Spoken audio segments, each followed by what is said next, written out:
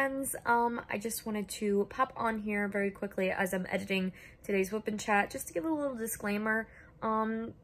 This WIP and Chat was a hard one for me to film, it's difficult for me to post and to show people because I got a little emotional, but I think it's important. And I also want to give the trigger warning now. If you are sensitive to topics like depression or alcoholism, maybe I would suggest sitting this one out.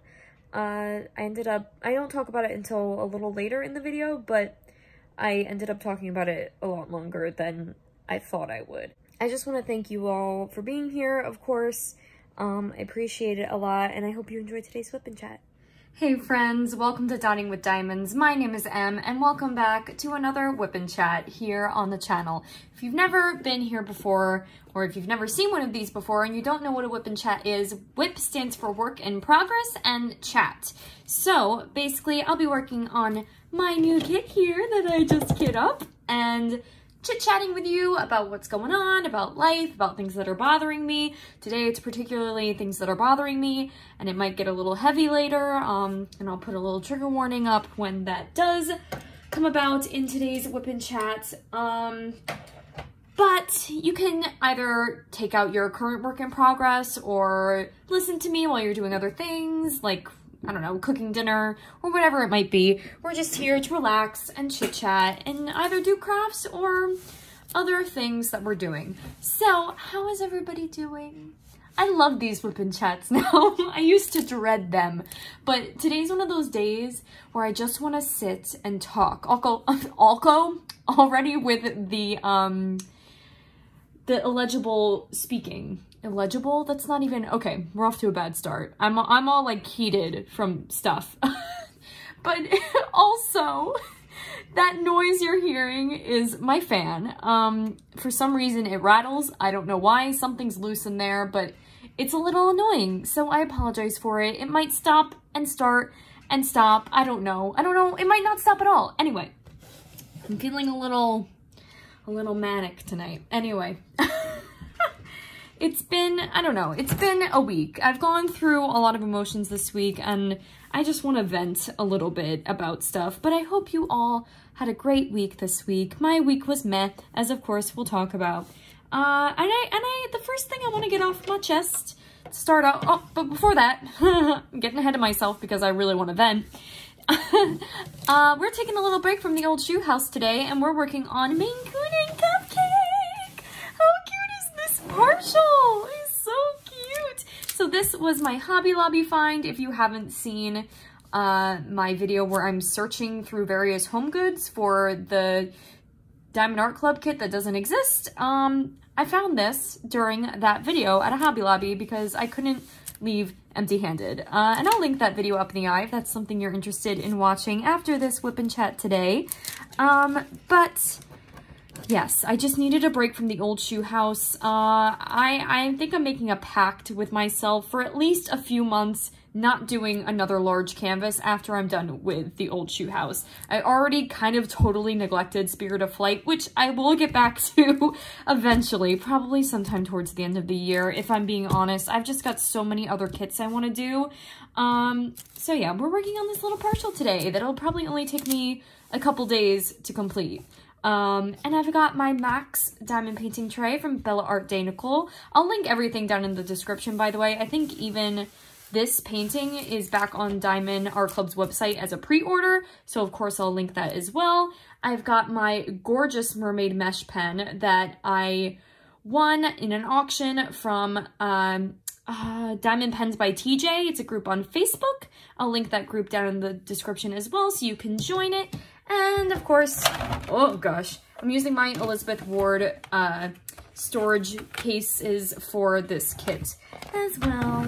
So let's get right into this. Okay, so I want to talk about something a little different today. I want to talk about authenticity on YouTube. I got a comment yesterday night, and it's been bothering me a little bit, I'm not gonna lie, because it's everything that I'm trying not to do. So somebody commented on my, one of my unboxings, I can't remember which one at the moment, that I sounded like, or I reminded them of another YouTuber here on Instagram, another diamond painter, and not Instagram, I'm sorry, on YouTube.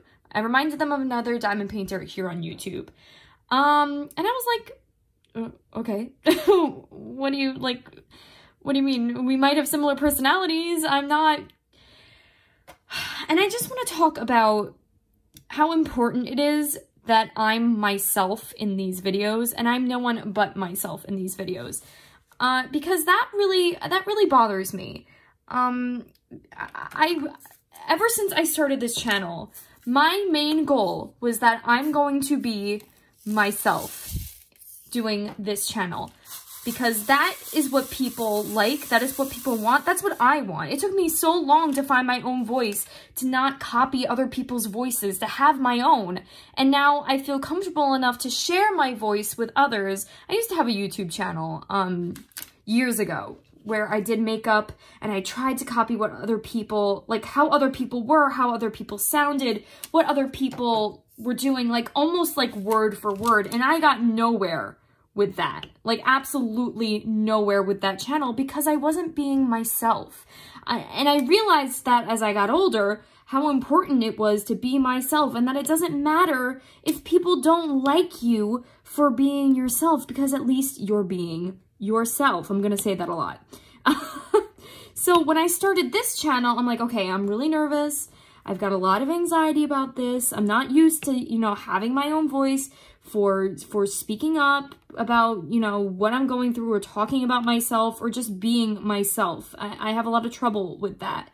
But the more I started doing this, the more comfortable I felt, and it works. And while my audience here on YouTube is small, I'm here because I love to do this. I'm not here because I want people to like me. I'm here because I love what I'm doing. I love this craft so much, and I want to share it with other people who love this craft as well, and just be a part of the community. And I can't do that. I can't be a part of the community if I'm pretending to be someone else. You know what I mean? I can't be a part of a community if I'm not being myself. So that was what was important to me from the get-go. So when I got that comment, I was kind of like frustrated about that, because that's exactly what I was trying to avoid. And I don't know, I have to have a similar personality to this other YouTuber, otherwise this person wouldn't have commented that. And if that's the case, if I'm gonna be compared to this person, like, so be it. I can't change how I am. I can't change my personality because it's too similar to another YouTuber's. No, that's not how it works. I'm sorry, I'm very heated about it, evidently. Because again, it's something that I've struggled with for a long time, to find my own voice. And now that I finally have my own voice, it's too similar to someone else's, so therefore I'm trying to be that person. No. And for the, I don't even think I'm anything like this person they're comparing me to. It's just, I don't know, it was an odd comment, and I want to talk about, like, I just wanted to talk about how important authenticity on YouTube is. Because if you're not yourself, if you're trying to pretend to be someone else on YouTube, if you're using exactly the same music they're using, or if you're using, like, exactly the same stuff they're using, or just copying their mannerisms, or copying their phrases, or anything word for word, something like that already exists. So people want to see unique. People want to see something that they haven't seen before. And I might be similar to this other person with just how I am, but that doesn't mean that I'm not that person though. I'm my own person. I've got my own quirks. I've got my own stuff going on. And while I might be similar to this person, I'm not that person. And it's important, if you want to create a YouTube channel, to please, please, please be yourself. People will like you. People will stay if you are yourself. Do not worry. I know it's easier said than done. Trust me. I know it's easier said than done. But don't worry about what other people are going to think of you, because it's so important that to build your audience authentically and in a way that, you know, you're not misleading people and pretending to be this person you're not. It's so important. It's so, so important. Okay. Rant over. Tangent over. That was like a 10-minute long thing. Probably not exactly 10 minutes, but I've had that bubbling inside me for like an entire day. So I just felt like maybe that'll help somebody who wants to start YouTube, who's afraid, who's nervous. I know I came off a little strong there because I'm like heated, but it's all with like the best intentions. I want people to create a channel authentically, doing it as, because I understand how hard it is to come on here and film a video and be yourself. It's so difficult, and it's so much easier to be another person. Trust me, as someone who's done theater their entire life, I know how easy it is to just rather be another person and not yourself. But I'm telling you, people will stay if you are yourself. And that's it. And that's that. That's that. And I just want to talk about that. And if people think I'm too similar, I don't know what to tell you. I'm being myself. And if that, I can't change that. Anyway, we're done with that. We're done with that topic. So it's been a busy week. Last weekend was particularly busy. My aunt was in from Florida to visit my grandmother. My grandmother is currently in a nursing home. She suffers from Alzheimer's, dementia. It recently got bad in the past 2 years. So she came up, not down, I think I said down before. She came up to New York to see her, and it was very emotional and upsetting. And we all went out to dinner at a nice Italian restaurant with my grandfather and my aunt and my entire family. And I found out, I mean, let me go back a little bit. So when my grandmother was admitted into this nursing home, this is where the trigger warning might come in. I'm going to talk about, I'm all over the place tonight. I know. It's been a week. It's been a week. When my grandmother was admitted into this nursing home, my grandfather totally shut down. He has been with my grandmother since they were 16 years old. I have a wonderful relationship with my grandparents. They are a huge part of my life. They were so supportive of everything that I've done. They've seen me in all of my you know, theater stuff that I've done. They've always been so supportive. So many summers spent there, so many sleepovers over there. So it was really heartbreaking to see my grandmother deteriorate like this, but it's even more heartbreaking to see my grandfather deteriorate the way he is. So I want to talk about this, and it's gonna be heavy. So I'm gonna put a little trigger warning here. If you are sensitive to topics like depression, alcoholism, and that kind of stuff, please either skip this part in the video, or turn the video off completely, because this is something that I really want to talk about, because I actually let myself feel it the other day, and it's starting to weigh heavy on my family. It's starting to weigh heavy on me, because there's a lot happening right now. My grandfather, when my grandmother was admitted to this hospital, started deteriorating. He was always an alcoholic his entire life, but he was never to the point where he is now. He doesn't eat. All he does is drink. And because of that, he became extremely emaciated, and he has this distended stomach because of the alcohol intake. He has to get his stomach pumped every 2 weeks now, I think. It might actually be every week now at this point, because he's got liver disease because of his excessive drinking now.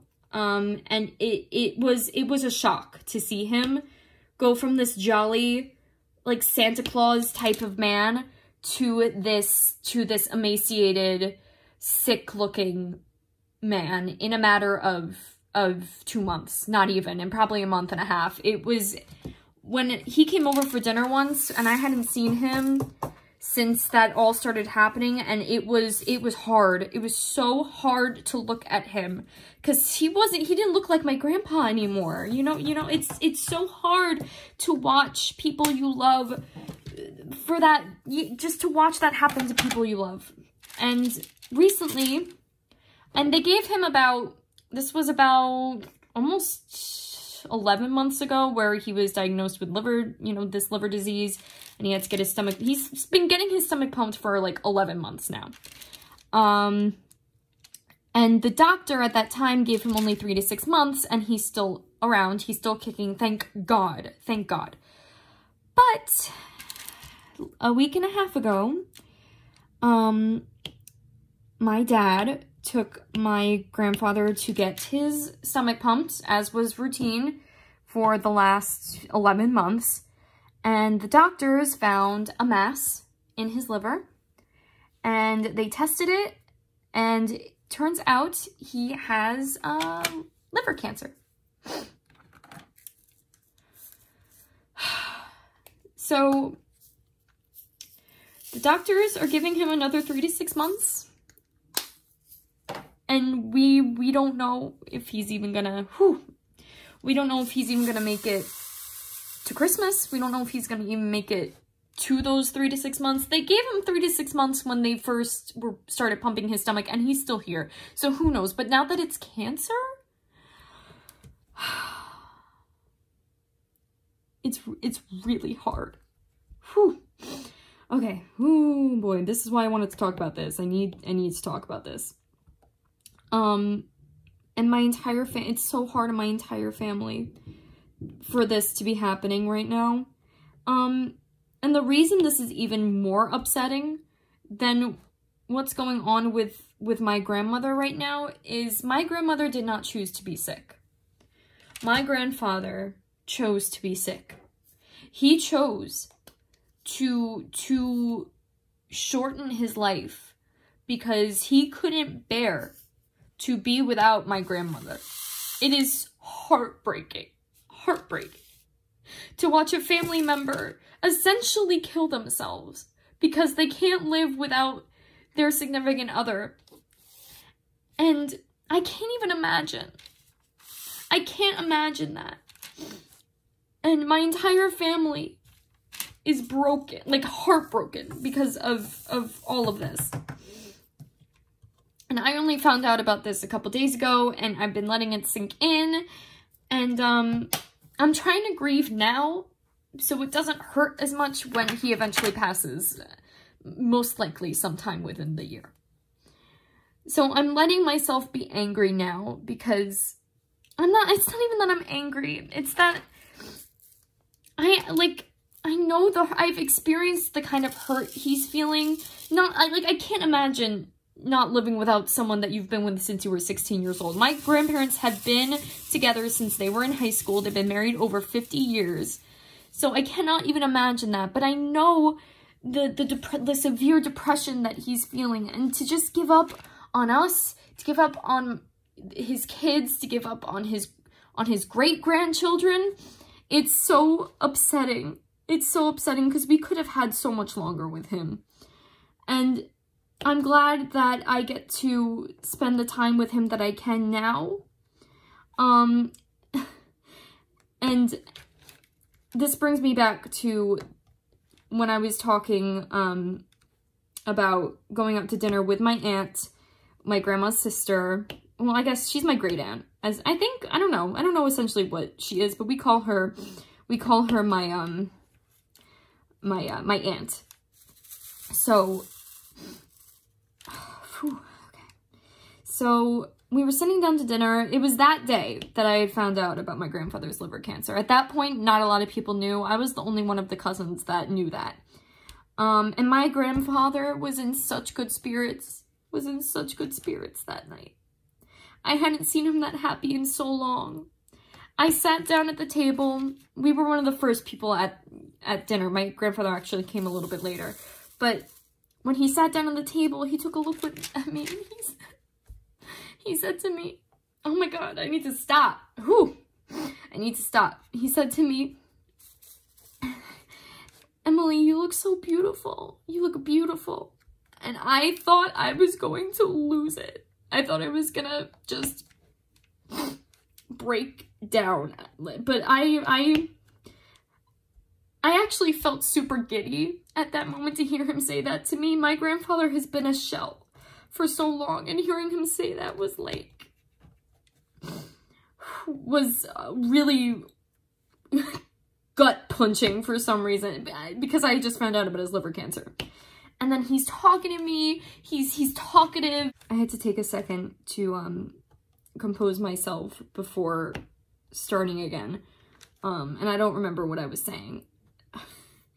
But yeah, okay, so he was very talkative that night. He felt like he wasn't completely his old self, but he ate so much, and it was the most I'd seen him eat in I don't even know how long. And it was just so nice to have him present, to have him around, to have him there. And it's gonna be a different vibe to all of us when he goes, when my grandma goes. They were like the life of the party. They were so much fun. They were, you know, they were the type of grandparents that knew what you loved and would always have it whenever you were over their house for dinner. My grandpa knows I love steak. Like, am super into steak. So whenever we'd go over there during the summertime for barbecues, he'd always make sure I had my own T-bone steak, because he knew how much I loved to gnaw on the bone. And he would always make a point to tell me that he saved a steak just for me, because he knew that I would eat it, and he loved that. I don't know, I just loved that he would do that for me. My grandmother made this delicious penne alla vodka that my mom now has the recipe for. My mom makes for us. It's delicious. And she also made these amazing baked clams that my mom now has the recipe for too. So, and my dad does. So the recipe will live on after they're gone, thank goodness. But it's very, very hard. Loss in general is very hard. And to already be grieving before they're gone is sucks, because you know they're gonna be gone, and they're not gonna pass. I don't want to say my grandpa's gonna pass in pain. I hope he doesn't. But you know they're gonna pass from sicknesses. You know they're not gonna pass in their sleep.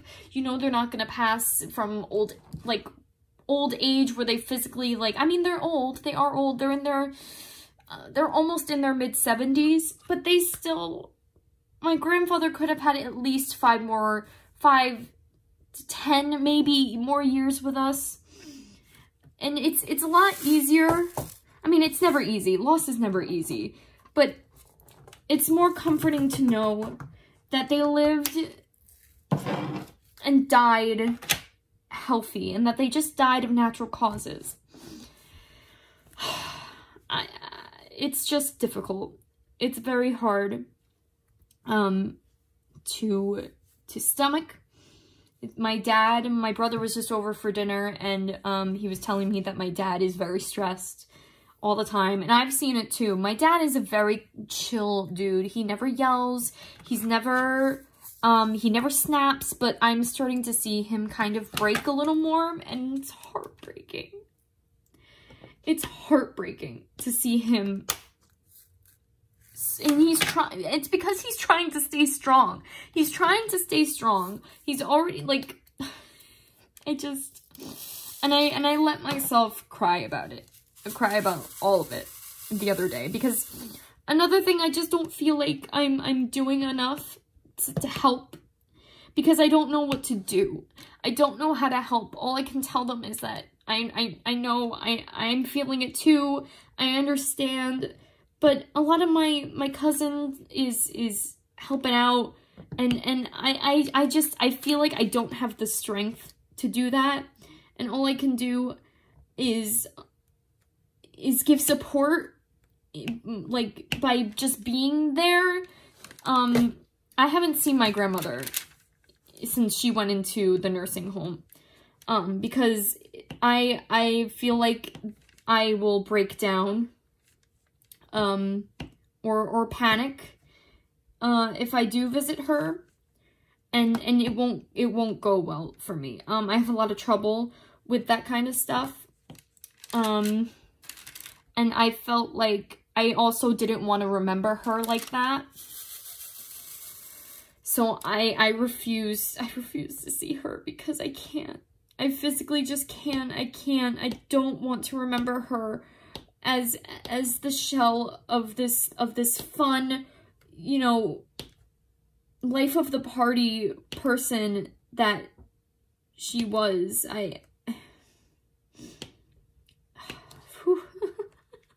It's been a week. It's been a week.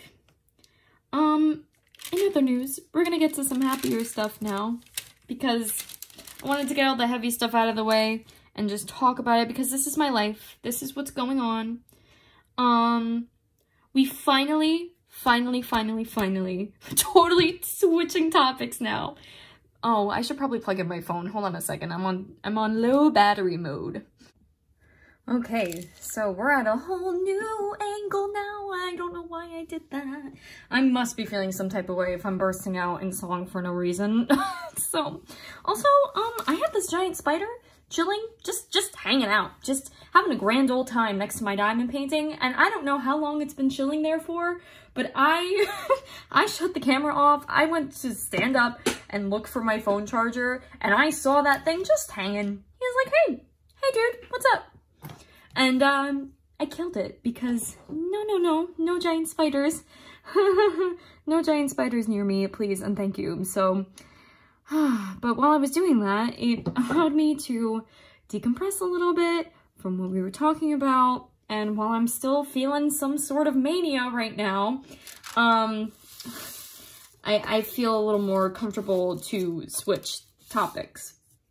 So I think I was talking about how my Florida trip. So we finally have solidified plans for Florida. Woohoo! I'm so excited. The only thing is, Florida's COVID. I'm sorry, I don't know if I'm allowed to say that on YouTube. Florida's virus rates. We'll just say virus. Florida's virus rates are just through the roof right now. Really bad. So, because of that, I'm a little nervous. I'm fully vaccinated, but I will be wearing my mask in Florida. Masks were also recently mandated for vaccinated and unvaccinated guests in Disney, regardless of vaccination status, indoors, and I believe also outdoors as well. Which is fine by me. I don't want it. I don't want the virus. I want nothing to do with it. Thank you very much. Even though I know I won't get it as severely, I still don't want it. So there's that. But we did buy our tickets for Disney and Universal, and I convinced everyone to go to Magic Kingdom, and I am so excited for that. I just am excited, especially now, to just escape, to just go be a kid for a couple days, because I believe we're only going to 2 Disney parks, and we're going to Universal as the first park we do before the Disney parks. I don't know if anyone has been to Universal lately, but they just opened up. I don't know if anyone watching this are roller coaster people either, but they just opened up this freaking insane coaster called Velociraptor. I'm sorry, my boyfriend just texted me and I was reading it. So, Velocicoaster, not Velociraptor. What am I talking about? And I don't know if anybody cares about this, but I just found this absolutely insane. This is a coaster that throws you through inversions, so like corkscrews. I think those are called inversions in roller coaster lingo. I don't know. I don't know much about roller coaster lingo. Throws you through inversions, through these crazy, like, looping scenarios with only a lap bar. And I turned to my boyfriend and I said, I'm not going on that. And he's like, oh, you're going on that. And I said, I really don't want to go on that. I don't know if I can do that. Like, I'm a roller coaster person. I love roller coasters. I love me a good roller coaster. I can go on, I used to be able to go on King Ka, but now I black out while going on King Ka. King Ka, for anyone who doesn't know, I live about an hour and a half to 2 hours away from Six Flags Great Adventure, and there they have a ride called King Ka. King Ka is I believe it's the tallest roller coaster in the world. And what that lovely little thing does, it shoots you out at, oh, I don't know, maybe 90 miles per hour from 0 to 100, basically. From 0 to 100 super quickly, and up, and then straight back down. It's terrible.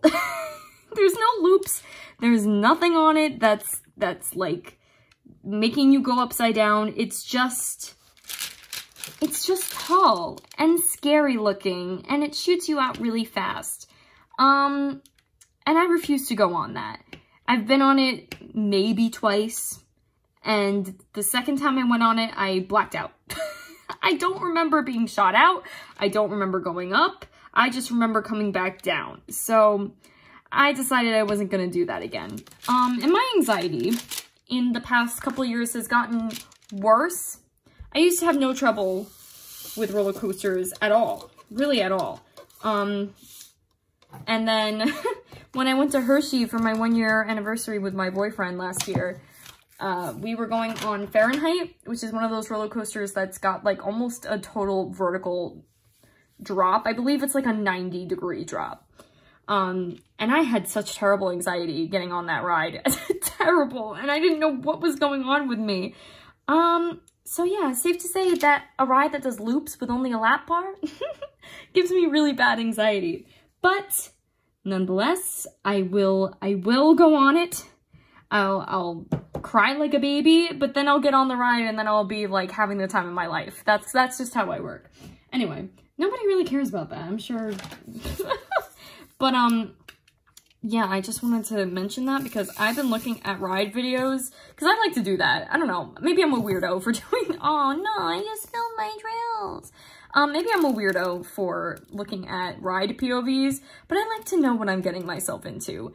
I don't know if anybody else does that. I don't know if people with anxiety who know that there's going to be roller coasters at the park they're going to, who knows they're probably going to go on said roller coasters, I would just like to know what I'm getting myself into. So I would watch these ride POVs, which is essentially just, you know, it's a camera mounted onto one of the trains of the roller coaster, and then it takes you through, like, the track of the roller coaster. It looks insane. But regardless of that, I am super excited for Harry Potter World. I haven't been to Harry Potter World since I was 16 years old. Almost 16. I was 15. 15 years old, which is, oh my god. That's 9 years ago. No, that can't be right. That can't be right. 15, 16, 17, 18, 19. I had to do the math on my fingers. 15, 16, 17, 18, 19, 20, 21, 22, 23. That's almost 10 years ago. Oh my gosh. I haven't been to Harry Potter World in 10 years? No, there's no way it's that old. But that must be right. I went for my 16th. I'm having like a crisis over I'm having a crisis over here. Wow. So it's been almost 10 years since I've been to Harry Potter World. I believe I went when it was fairly new. And I'm so excited about that. It's been a really long time. I'm not even a huge, I like Harry Potter, but I'm not a diehard Harry Potter fan like some people are. I was a big Twilight girl. I loved me some Twilight. I was unhealthily obsessed with Twilight. I was Team Jacob. all the way. I just couldn't get into the vampire thing, but I loved me some werewolves, let me tell you. I was obsessed with the Twilight series. I did like the Harry Potter movies. I actually tried to read the Harry Potter books, and I just could not get into them. Sorry for anyone who really likes Harry Potter. I could never get into the Harry Potter books. I don't know why. I just found them a lot of, like, it was a lot of gobbledygook, you know, in between what the story was. It was a lot of filler. And I liked Twilight better. I liked the romance, cheesy vampire werewolf situations. And the Twilight books and the Twilight movies are not fantastic. They're not. Harry Potter blows them out of the water for sure. And I loved the Harry Potter movies way more than I liked the books. But I also didn't love the movies as much as I loved the Twilight movies. Anyway, getting off topic. I'm still excited for Harry Potter World. I just think, I remember that being really amazing. Like, just so cool. I'm excited for that. I'm excited to go to Magic Kingdom, to go on all these rides that give me so much nostalgia, that give me so much happiness. I don't know if anyone loves, I don't know if anyone who watches my videos is a Disney lover like I am, but holy crap, I can talk to you about Disney for 4 days. And let me say, I don't understand why I've seen people get, like, weirded out about adults who like Disney. And I don't understand that. Why do people think that adults who like Disney is weird? It provides a sense of escapism. It provides a sense of just childlike wonderment of you just escaping life for a day, escaping adult responsibilities. Who doesn't want to do that? Who wants to be a boring stick in the mud? Who doesn't like to have fun once in a while? I don't understand. But yes, I love Disney for the very reason that it just makes me happy. So why shit on what makes people happy? I'm just saying. To all those Disney haters out there, I don't understand you, just like you don't understand me. It's fine. But if you love Disney, please leave me a comment and tell me what your favorite ride in Magic Kingdom is. And if you've never been to Disney, I want to share with you the magic that is Disney right now, for a little bit, for a second. If you'll let me indulge you a bit. Disney World, Magic Kingdom is by far one of my, if not my favorite park in Disney World. I love Hollywood Studios as an adult because that's got a lot of the thrill rides, but nothing beats Magic Kingdom. Nothing beats the fireworks in Magic Kingdom. With their new fireworks, the new show in the past 5 years that they put on, I cry every time I watch videos of that. I'm so excited to see the fireworks again. Like, I'm a child. I am a child. I love Disney. But the thing about Disney is it's got these rides that are just full of these, I guess you would say, magic. They use illusions and special effects. I've been watching Imagineering documentaries. If you don't know what Imagineering is, I'm gonna nerd out on you for a little bit. Imagineering Imagineering is Disney engineering. So they're the people who create the parks, the new rides, all the imagery for those new rides, how those rides work. They're those people. And it is really amazing. It is, the creativity that these people have, I wish I had that creativity. It's just unreal. I'm watching that on Disney Plus, The Story of Imagineering, and I'm watching Behind the Attraction. I like to get myself hyped before going to Disney World. And I've been craving Disney World ever since what's been going on in the world started happening, just because I've been craving that escape. And it's probably been about 3 years since I've been in Disney, and the last time I went was not a great time, unfortunately. I took a person with me to Disney. I actually don't know if I've ever told this story. I took a person with me to Disney who was extremely ungrateful that I took them to Disney. I paid for the entire trip. And if you've been to Disney, it's not cheap at all. Not even remotely. Not even a little bit is it cheap. And I only asked them to ever pay me back for the flight. It's $200 for the flight. Oh, maybe it was 4. Maybe it was 4. I don't remember. I think it was only 2 though for the flight. And they never responded to me, and I never heard from them again after that. So yeah, great. It was really nice, and they didn't treat me very nicely on that trip either. So that was my last experience in Disney. And I'm excited to have an experience in Disney with people that I love, people that I know I'm going to have a good time with. And it's very, very exciting. I'm excited. Okay, I had to take a breather to collect my thoughts for a second because I'm starting to wear myself out from how I'm talking. So I gotta take a chill pill for a second. I think I might actually end it here, just because I feel like I'm just being a little much. It's just been, I've been having some days, a little bit. I've been okay for the most part, but what's keeping me kind of sane right now is the fact that I'm going on vacation in 3 weeks. My only hope is that something doesn't happen while I'm away, in regards to my grandfather. I can't even think about that because I won't enjoy myself if I'm constantly thinking that he's gonna be gone before I get back. So I can't think about that. What I am gonna think about though is that I'm going to enjoy myself, that I'm going to forget about the world while I'm there, that I'm going to allow myself to forget about the world, to be a kid, to be in a place that gives me so much happiness.